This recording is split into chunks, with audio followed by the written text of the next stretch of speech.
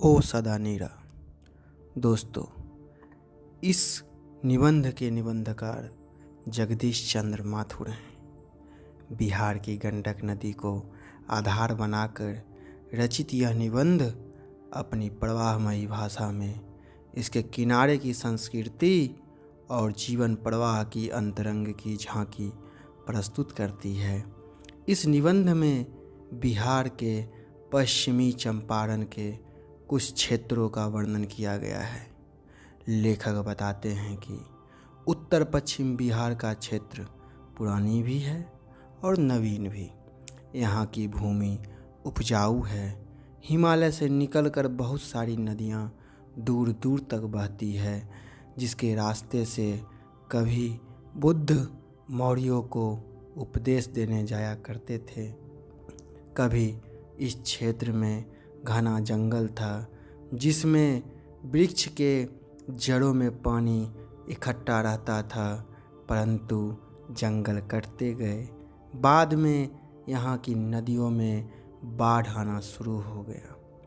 यहाँ 12वीं सदी से लगभग 300 साल तक कर्नाट वंश का राज्य था, परंतु 1325 में कर्नाट वंश के राजा हरि सिंह देव को गयासुद्दीन से मुकाबला करना पड़ा।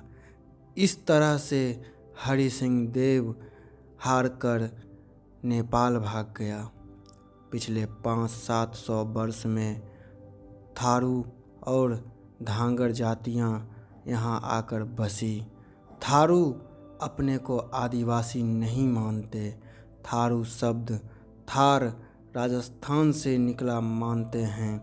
18वीं शताब्दी के अंत में धांगरों को नील के खेती के लिए लाया गया था। धांगर शब्द का अर्थ ओराव भाषा में है भाड़े का मजदूर। थारुओं की कला मूलतः उनके दैनिक जीवन के अंग हैं।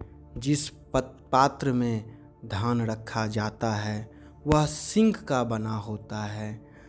सिंक कई तरह के डिजाइन और रंगों से रंगा होता है। सिंक की रंग बिरंगी टोकरियों के किनारे सीप की झालर लगी होती है।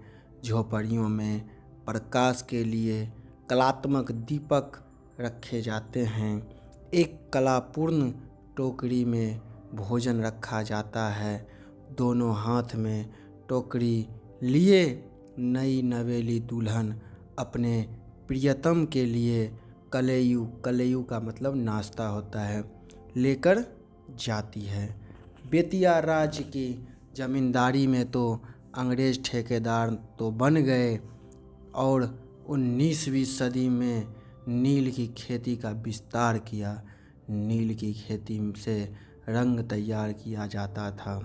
सभी किसानों को 20 कट्ठा ज़मीन में से 3 कट्ठा में नील की खेती करना अनिवार्य था।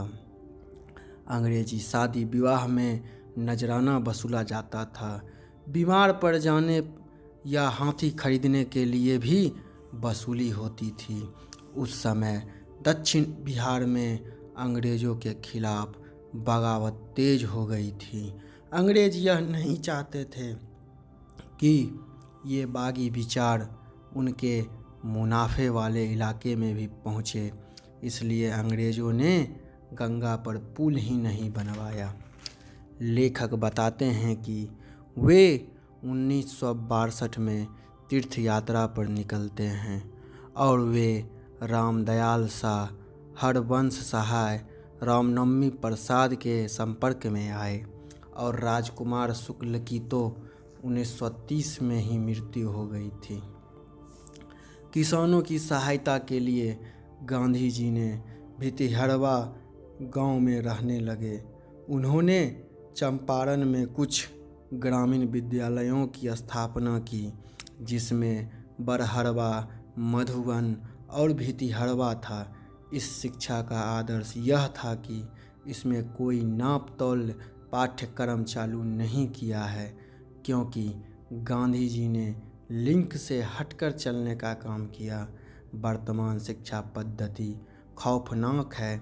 मैं ऐसा शिक्षा चाहता हूँ कि जिसमें बच्चे ऐसे पुरुष स्त्री के संपर्क में आए जो सुसंस्कृत हो और चरित्र जिनका निशुल्क हो।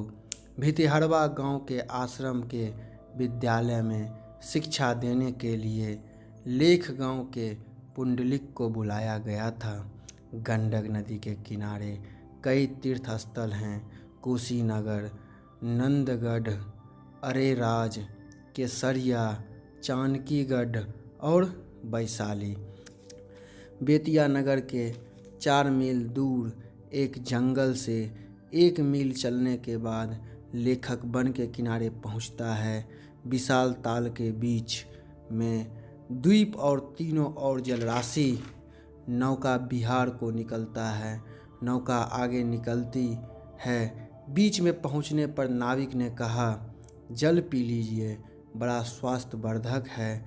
गंडक घाटी के योजना की नहरें तटबंध बनाया गया है।